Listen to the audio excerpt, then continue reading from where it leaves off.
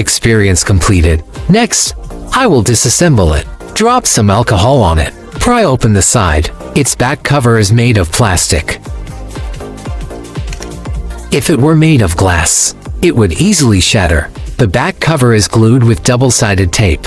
Its battery is quite large. The motherboard, the speaker, and screw all the screws. Remove the card tray. It supports dual SIM cards. It can also hold a memory card. Fingerprint and lock cable, connector cables. They are integrated with the power button. Above are some Bluetooth and Wi-Fi antennas. Below are the phone communication antennas. Next, disassemble the main unit. First, disconnect the battery connector.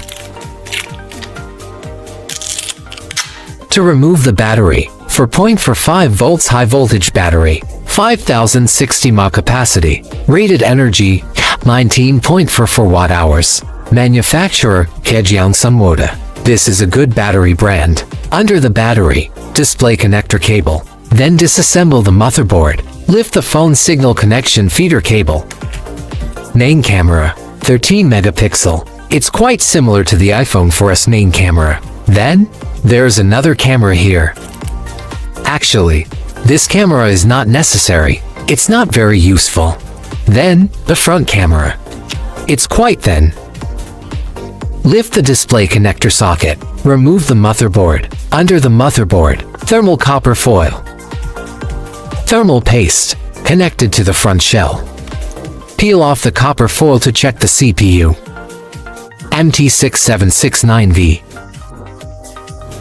Memory on the right. CXMT. On the left, SIM card. Memory card slot. Front, network RF management. Power, Wi-Fi, center, and LED flashlight. At the top of the front shell, earpiece. Lift a power button and volume keys. At the bottom, speaker. It's just a small speaker. It only has half a casing. Very environmentally friendly. Lift the subboard connector socket. Charging subboard. The golden part is the microphone. Type-C charging port. This is the vibration motor. In the front is the screen. The screen won't be disassembled. This is the internal structure. What do you all think?